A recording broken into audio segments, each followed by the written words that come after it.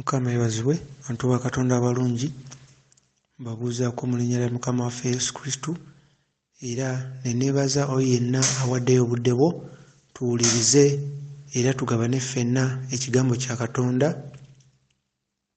ng'era ekigambo kino ky'abo abagoberera Mukama waffe Yesu Kristo, era abo abalina ekigendererwa okubeera nti amannya gaabwe gawandiikibwa mu kitabo eky'obulamu, era abo abalina essuubi era abeeteefuteefu okusasula omuwendo okubeera ne Mukama waffe Yesu Kristo ku mbaga ey'obugole, kubanga Mukama yagenda otutegekera era gy'ali ateeseteese embaga ey'obugole, era buli kimu kyaggwa okuteekebwateekebwa eri abo abawanguzi abagenda okuva ku nsi eno, eri abo abatono abagenda okuyita mu kkubo eryo ettono erigenda mu ggulu. Bwe bubaka buno bw'empeereza bw'abo era abo bokka abeewaayo munoonya mu mwoyo ne mu mazima era abaagala omuzuula. Tujjukire nti Mukama waffe Yesu Kristo mwoyo era Katonda waffe mwoyo, naffe abamusinza tulina mmusinza mu mwoyo ne mu mazima. Tulina kusooka kubeera ba mwoyo, olwo ife ab'omu mwoyo ne tusinza Katonda waffe naye mwoyo, olwo omwoyo gwaffe n'ogwa Katonda ne gubeera omwoyo gumu, ne tubeera omuntu omu naye mu mwoyo. Bwe tuba nga tetuli ba mwoyo tetusobola kusanyusa Katonda. Bwe tuba nga tetuli ba mwoyo tuba bafu. Kyekyogerako mu Romans 8:6, okufa kwe kutambulira mu bintu by'ensi eno, mu mubiri, mu byetaago n'okwegomba kw'omubiri. Naye ebirabo ebiri mu mwoyo gyegyo emirembe gya Mukama waffe Yesu Kristo era bwe bulamu. Obwo obulamu Adamu bwe yafiirwa okuva lwe yayonoona, obwo obulamu Kristo bw'akomyawo, kubanga Adamu nga tannayonoona yali alina enkolagana ne Katonda, ng'ayogera bulungi ne Katonda, nga tewali kimwawudde ne Katonda. Adamu ng'ali wamu ne Katonda, Katonda ng'ajja mu nnimiro ya Edeni n'atambula n'abeera wamu ne Adamu. Wabula Adamu yamala okwonoona ne wajjawo olw'ekibonerezo, Adamu yafa mu mwoyo nga takyasobola kukolagana na Katonda. Nga bwe yakolagananga naye, Adamu n'afuuka wa mubiri era n'alyoka n'alaba n'okulaba mbu tayambadde, so nga luli yali wa mwoyo nga takiraba, olwo n'aba ng'afudde mu mwoyo. Kakati ekyo Kristo kye yajja okukomyawo, okuzzaawo enkolagana eyo. Y'ensonga lwaki Bayibuli etulaga nti Kristo ye Adamu owookubiri. Naffe tulina kubeera ba mu mwoyo, n'omulabe okutulumba kwonna kwatulumba kuli mu mwoyo, era tetulina kwerabira nti ekiseera kino ekyo bangi abanoonya Mukama kye bayitamu ekiseera kino, wenna gy'oli ekyo embeera gy'oyitamu mu kiseera kino ey'omwoyo mu lugendo lw'okumanya Mukama waffe Yesu Kristo, eyo embeera gy'oyitamu mu kiseera kino ng'olaba ebintu bingi bye twali twekutte ku mutima nga tumanyi bituufu, naye gye tukoma okuwulira amazima ne tuzuula nga bingi ate si bya bwa Katonda, newankubadde nga twabiteeka nnyo mu mitima gyaffe ne tusuubira nti tukola ekyo Katonda ky'ayagala, naye tugenze tuzuula nti bingi byateekebwateekebwawo abantu obuntu olw'ebigendererwa byabwe. So nga tukuze bye tugoberera, bye tulaba era bye tukkiriza nti Katonda by'ayagala, naye gye tukomye okunoonya Katonda, gye tukomye okulaba nti ekisooka bingi tubitegedde ne tulowooza nti tumanyi buli kimu Katonda, naye ate ne wabaawo olutalo munda mu ffe nga waliwo bye tuwulidde bye tutegedde nti Katonda by'ayagala, ng'ate byawukana n'ebyo ffe bye tulaba mu makanisa era bye tukuze batuyigiriza, ne tukizuula nti ffe tukuze batuyigiriza ddiini na bulombolombo bwa kkanisa na nteekateeka za kkanisa, si Katonda. Naye gy'okoma okunoonya Katonda otandika okwawula ebyo kkanisa byeyagala so nga ate Katonda tabyagala. Waliwo ebintu nga kkanisa byeyagala so nga ate era Katonda ayagala birala. Ekyokulabirako Mukama waffe Yesu Kristo yagamba omukyala oli nnamwandu eyawaayo eppeesa. Mukama waffe Yesu Kristo yagamba nti yawaayo okusinga bali bonna abagagga abaawaayo, naye nga leero mu kanisa naffe ekkanisa nayo kyeyagala. Tulaba nti ate bangi ffe eno kanisa ate bali ku ssente, ate atayina gwe bazza emabega, ayina gwe bateeka mu maaso. Ekyo nkwadde kyakulabirako nti waliwo Katonda byayagala ate nga n'ekkanisa eyagala birala. Gye tukoma okunoonya Katonda tuzuula nti ebintu bingi bye twateeka mu mitima gyaffe nga tumanyi ge mazima, ate tukizudde nti baali balina ebigendererwa byabwe birala nnyo. Abaateekateeka ekkanisa bangi balina ebigendererwa byabwe birala nnyo. Oluusi kuba na ttutumu, oluusi kuweza abantu, oluusi kukola ssente. Kati ffe abaagala okubeera mu mwoyo era abaagala okufuga ne Kristo nga tuli bakabaka wabula nga ye kabaka w'abakabaka, wuliriza obubaka buno, kubanga bubaka bwo gwe anoonya Kristo mu mwoyo ne mu mazima, nga tonoonya bunoonya byamagero, tonoonya bunoonya kusumululwa, tonoonya bunoonya nkolagana na musumba, wabula ng'onoonya bwakabaka bwa Katonda, ng'oyagala otuuke mu ggulu. Tulina okubeera abantu ab'omwoyo, kubanga n'omulabe okutulumba kwatulumba kwa mwoyo. Ba agenti ba sitani abo baatuma okujja ku nsi nabo ba mwoyo. W'otunula n'amaaso gaffe gano togenda kubalaba, wabula ba mwoyo. Era omwoyo waba akuluŋŋamizza, olwo osobola obbalaba ne bajjira mu mubiri guno, era obalaba mu mwoyo nti newankubadde mubiri balaga kirala, naye olaba mu mwoyo nti bali kifaananyi kirala, bali mu bwakabaka bulala, si bwa kitangaala. Oyinza okugamba ne ba agenti ba sitaani nga sibalabangako, nga wentambula gye ntambudde nga sisangako n'omu. Kati kankuwa ekyokulabirako muganda wange mu Kristo ekyaba agenti ba sitaani, kuba bangi ku nsi kuno era nkimanyi oyinza okuba tobalabangako, naye kankuwa ekifaananyi engeri gye bakolamu. Ekyokulabirako kye kino, ngenda kwogera ngeri y'akagero naye nga kajja kuwa ekifaananyi olabe ba agenti ba sitaani engeri gye bakolamu era engeri gye batulumba, kubanga bo balumba oyo yekka. Sitaani alumba oyo yekka anoonya Katonda mu mwoyo ne mu mazima. Sitaani talumba oli atuukiriza nteekateeka za kkanisa, sitaani ye amanyi oyo alina bwe yamukwatira, bula sitaani alumba oyo alina obumalirivu okweyawulira ddala ku kibi n'ebyokwegomba by'ensi eno. Oyo sitaani gw'atunuulidde, kubanga olwo oba oli mmuddukako mu mikono gye. Naye oli wabanga ye aluubirira kukola teeka za kkanisa na kumanyika wa kkanisa, oyo sitaani tamwinaako buzibu, kuba amanya alina we yamukwatira. Naye gwe kati tosalawo weeyawule ku buli kiyitibwa ekibi, n'osalawo okwenenya ng'okijja mu mutima gwo nga ddala okitegeeza, n'omalirira okuva ku masanyu n'ebyokwegomba by'ensi eno n'ebyokwegomba kw'omubiri, otandika okweraliikiriza sitaani, kuba amanya ogenda kulinnyodde ku ddaala eddala mu mwoyo, osemberere Katonda. Kuba gye tukoma okwewala ekibi n'okwenenya, twongera okusemberera Katonda kubanga ye mutukuvu n'omwoyo bwe mutukuvu. Kati okulaga ekifaananyi ba agenti ba sitaani nga we bakola otulumba, nga sitaani wabatuma otulumba, wuliriza akagero kano ojja kubaako ne kyoyigamu. Waliwo omukyalo omu nga bamuyita Mary. Omukyalo ono Mary yali musabi, bambi ng'asaba, ne wabeeramu ewuwe ng'asaba nnyo, yali mukyalo ono akyabeera waabwe, abeera ne maama we, naye ng'ayagala nnyo Katonda, abeera mu kisenge kye n'asaba. Ne waba akola emirimu gye omutima gwe aguwaayo eri Katonda. Ne waba asoma Bayibuli tasoma kulaga bulazi wantu, wabula asoma ebintu ate n'abiteeka mu nkola. Ng'asoma ate by'asomye n'abiteeka mu nkola mu bulamu bwe n'abitambuliramu. Kati omukyalo ono Mary buli we yasabanga nga eri mu bwakabaka bwa sitaani bafuna okuyuguma okw'amaanyi, bafuna okunyigirizibwa okw'amaanyi, nga eri Mary buli lwafukamira n'asaba ku maviivi n'abeera ng'asaba Mukama, ng'asabira amawanga, asabira ekitundu. Mu bwakabaka bwa sitaani baafunanga omuliro ogwagendangayo ne gubookya obwakabaka bwonna, ne wabaawo okuyuguma, okukankana omuliro nga guva waggulu gubookya, nga ssaala ya Mary n'ekitundu mwe yali asula.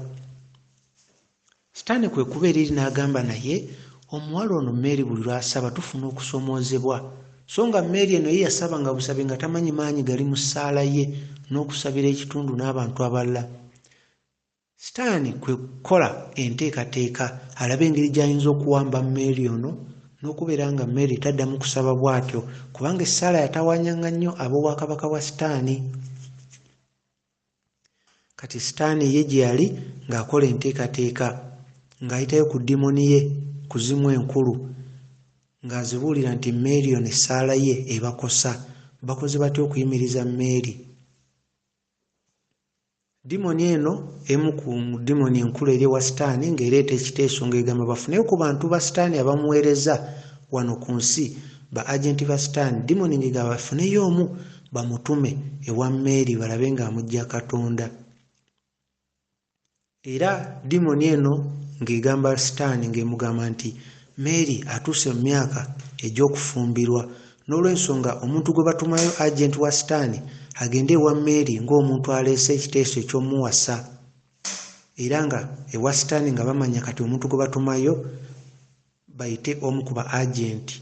Sitaani ng'ayita omu ku ba agenti be abamuweereza abakola endagaano ne bawaayo emyoyo gyabwe eri sitaani nga bamubuulira ssebo ogendagenda w'omukyalo oyo Mary ofube okulaba nti okola kyonna ky'osobola omukyusa aleme kubeera ng'asaba nnyo bw'atyo, kubanga essaala eyo yali ekosa obwakabaka bwa sitaani. Leero oyo agenti wa sitaani nga bafuna omuntu omuwanvu alabika obulungi era anajja mu kifaananyi nti alina n'omulimu mulungi, avuga n'emmotoka nnungi. Era sitaani kye yakola yasooka kuweereza kirooto eky'obulimba. Ekirooto kino sitaani yakiweereza maama wa Mary. Maama wa Mary aba yeebase ng'aloota ng'aliwo omusajja azze, ng'omusajja mugagga ng'alabika bulungi ng'akyali muto. Omusajja ono omugagga bwe yajja nga aleeta okusaba kwe awase Mary. Kino kyali kirooto maama Mary yakifuna, nejjukira kivudde wa sitaani, kirooto kya bulimba. Olwo sitaani ng'aleeta ekirooto kino, omusajja oli agenti wa sitaani agenda okujja nga maama Mary yalootako ekintu ekyefaananyiriza. Maama Mary bwe yaloota enkira ng'agamba Mary, munne mwana wange naloose ng'aliwo omusajja nga mugagga nga wavunaanyizibwa nga azze ayagala kukuwasa, kirabika ogenda kufuna omuntu ayagala okukuwasa. Ne Mary naye n'agamba waba avudde eri Katonda tujja kyebaliza Mukama. Agenti wa sitaani nga babeera batunuulira Mary, babeera bamutunuulira nga Mary ye bambi tamanyi, kuba ba agenti ba sitaani baba bakutunuulira gwe tomanya kigenda mu maaso. Era tomanya na bulabe ssaala gy'osaba ngeri gy'ekosaamu mulabe, nebo eba ebakosa. Kati dimoni nga zitwala omwami ono agenti wa sitaani nga zimulaga ewa ba Mary. Omwami ono nga yeesitula lumu, agenti wa sitaani ng'agenda wa ba Mary. Jjukira bo tebamanyi nti ono agenti wa sitaani balabulabi muntu azze alina ssente alabika bulungi agamba ayagala kuwasa Mary. Era omwami ono bweyagenda yatuukira wa mama Mary n'amugamba azze ebbanga ddene nga yeetegereza Mary era ayagala muwasa. Mama Mary ng'asanyuka ng'ayita Mary ng'abimwitiramu, naye Mary omutima gwe olwalaba omusajja ono omutima gwe gwatya nnyo, gwalina okutya era omutima gwe tegwakkiriza. Era Mary n'abeerawo nga tannasalawo, naye nga maama wa Mary abeera amukubiriza nti salawo, omusajja wuyo alina ssente alabika bulungi, ababuulidde omulimu gwakola mulungi, kwegamba nga w'omutunuulira ne byayogera olaba ebiseera by'e maaso alina emmotoka. Era nga maama Mary agezaako nnyo okukubiriza Mary agende maaso afumbire omusajja oyo, nga bamala ebbanga ng'omwami ajja ewa Mary ng'akyala, ne Mary ye ng'agenda maaso nga mukyala musabi, nga talina na kyamanyi nti omusajja ono ayinza okuba agenti wa sitaani. Wabula Mary ekyamwewuunyisanga nga buli lwajja n'ayogerako n'omusajja ono wadde boogedde ku ssimu, nga Mary tasaba nga we yali badde asaba, nga n'amaanyi agasaba tagawulira bulungi.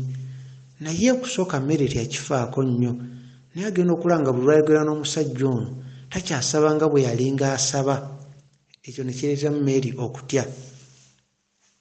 Wabula maama Mary ye n'afuba nnyo okulaba nti azzaamu Mary amaanyi era bakole entegeka oba oliawo bakole n'okwanjula. Era omwami n'ateesa ne maama Mary bakole ekyokwanjula, nga bino byonna byalingawo ng'eri sitaani atunula alabe agenti ono gw'atumye engeri gy'agenda okusuula Mary ave ku ddaala liri kwasabira buli kiseera n'okwagala kw'alina eri Mukama waffe Yesu Kristo. Kuba Mary buli yasabanga ng'essaala ezo zikosa nnyo ab'obwakabaka bwa sitaani. Kati nga sitaani ayagala omusajja ono ajje ng'abeerenga ne Mary babeerenga banyumya boogera, Mary aleme kusabanga nnyo kubanga essaala ze nga zikosa obwakabaka bwa sitaani. Era maama Mary nga bakola ntegeka nga basala olunaku lwa kwanjula omwami ono ne Mary bakole okwanjula. Maama Mary yalinga musanyufu nnyo n'omusajja ono naye yasanyuka, naye Mary omutima gwe gwali tegunnaba kukkiriza, ng'omutima gwawulira gutidde, wabula nga yakkiriza omusajja ono olw'okusanyusa maama we ne famire ye.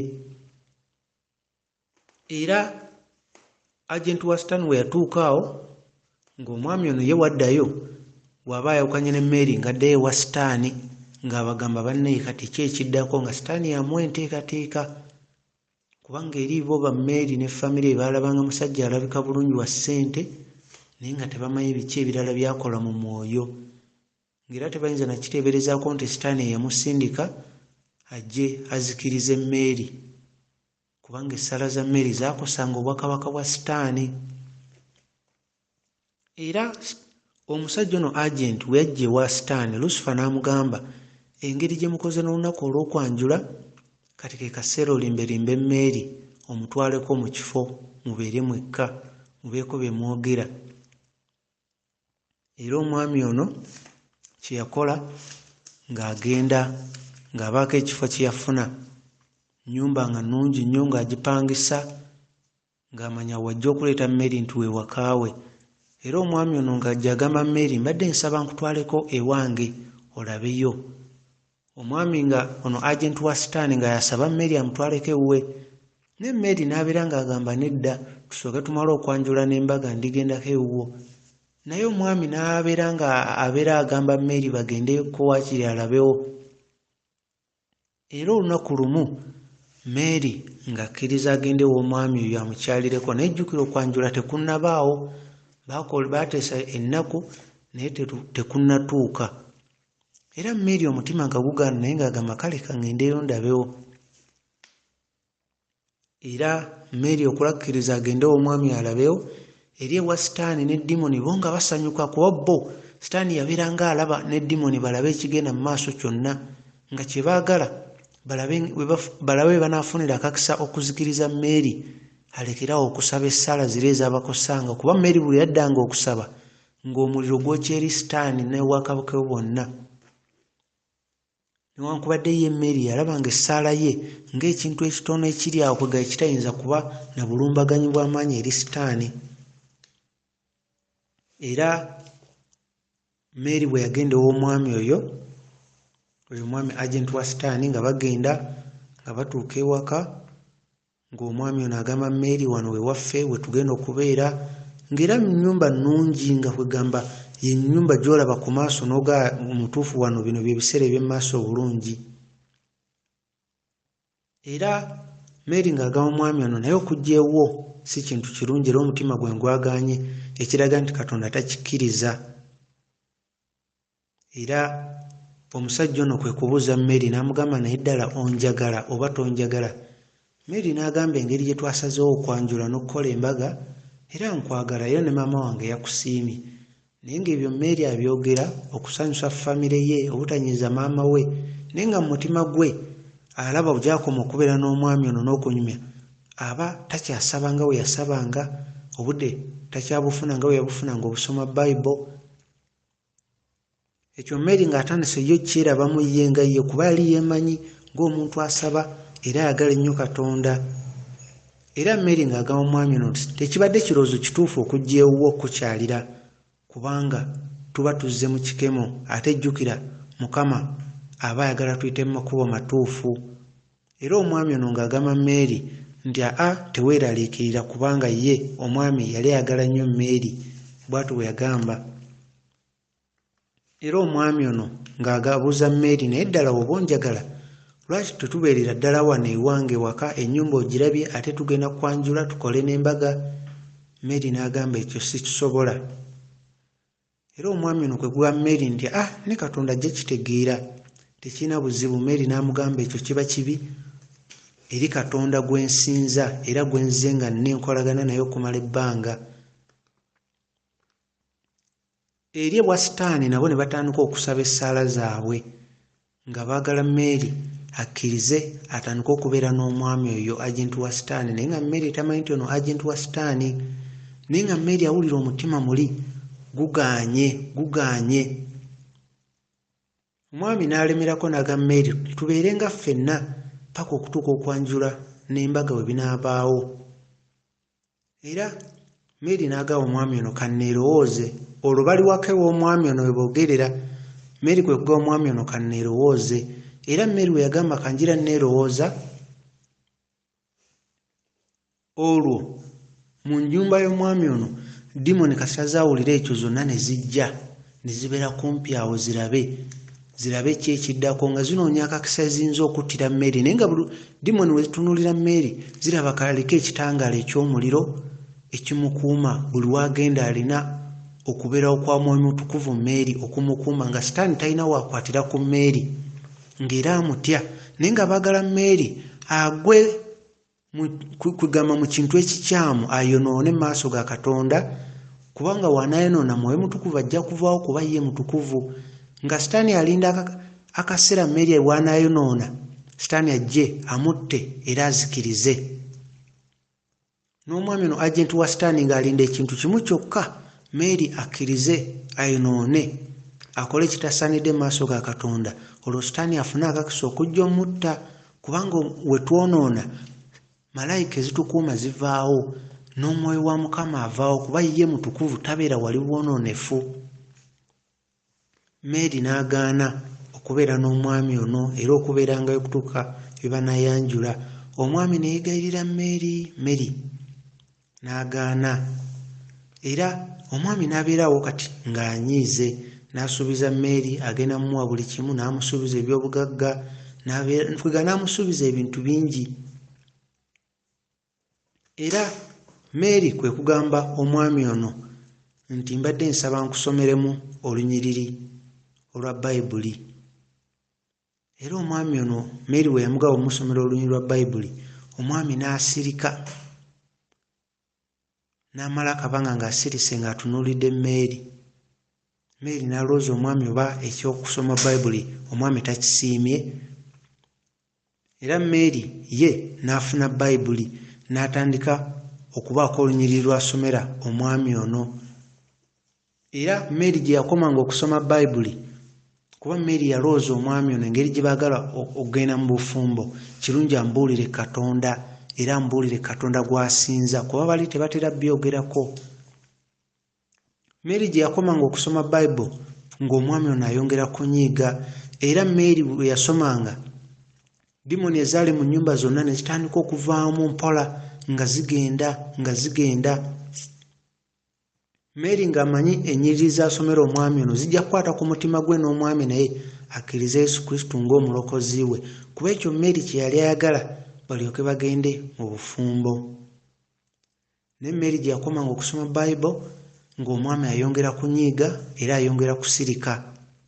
Era Mary kwolwo yasoma Isaya 41 olunyiriri lw'10 olwali lugamba nti totya era teweeraliikirira, kubanga nze ndi naawe era toggwamu maanyi, nze Katonda wo, nja kukuzzaamu amaanyi, nja kukuwanirira era ojja kubeera muwanguzi mu mukono gwange.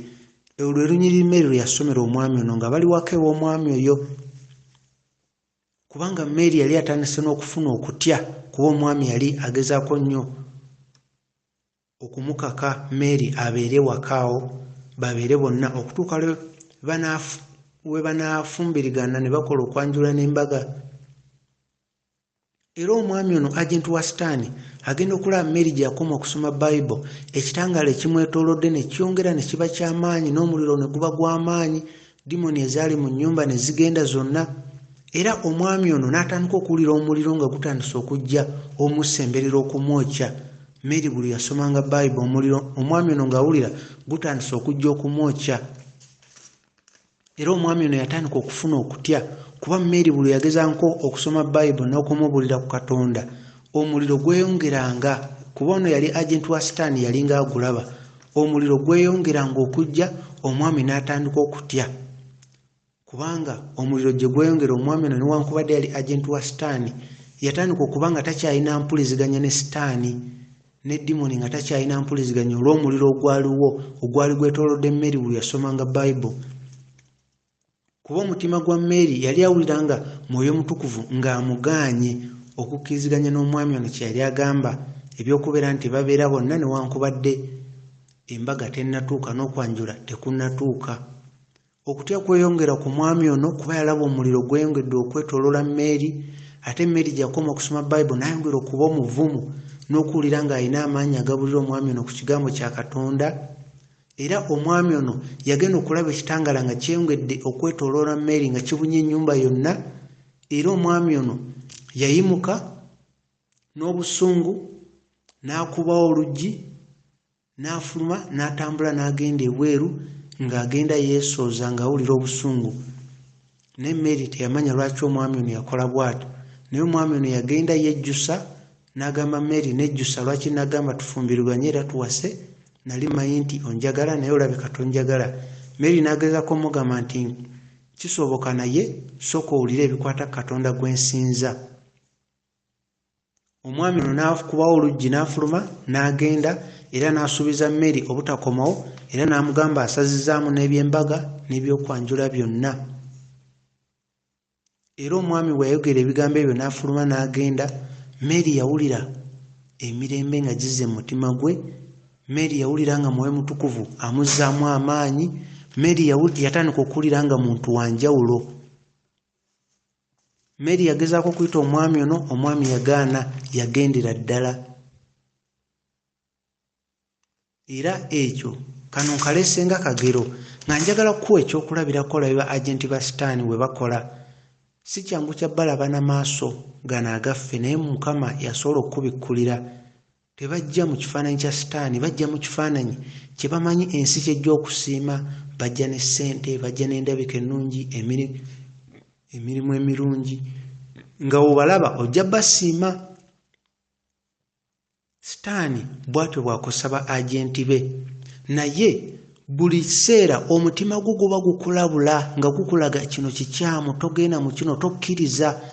Era olina okumanya nti mu kaseera ako w'owulira ng'oli munafu, ng'omubiri gunafuye, ng'ogenda kusalawo ekitasaanidde, manya ne Mukama ali kumpi nnyo, alinda bulinzi kusalawo kwo. Osalewo omuyite akuyambe, akulwanirire. Mukama yagenda okukuwa amaanyi mu kiseera ekyo.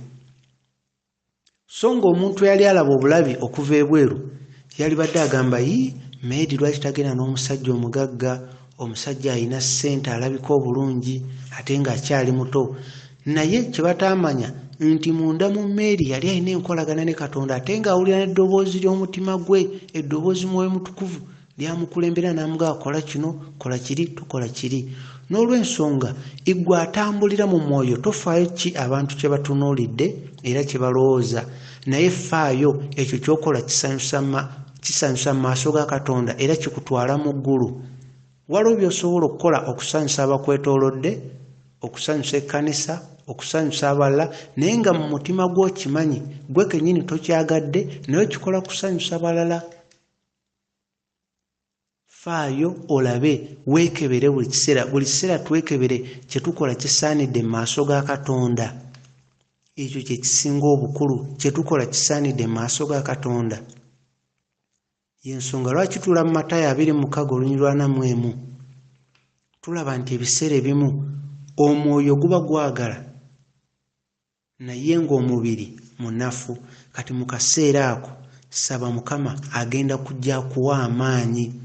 Jjukira ne Mary yali mugezesebwa, naye mu kaseera ako yagoberera omutima gwe kye gwali gumugamba nti toyonoona mu maaso ga Katonda, tokola bwenzi, temunnaba kuwasa, temunnaba kwanjula, linda akaseera akatuufu. Newankubadde omwami yali agezaako omukkiriza ekintu ekikyamu, yali badde akikola okusanyusa omwami ne famire ye, naye ne sitani kyeyali alindiridde nga sitani kyayagala okukozesa ng'ekkubo okujja mu mmeeri abbe ate era azikirize.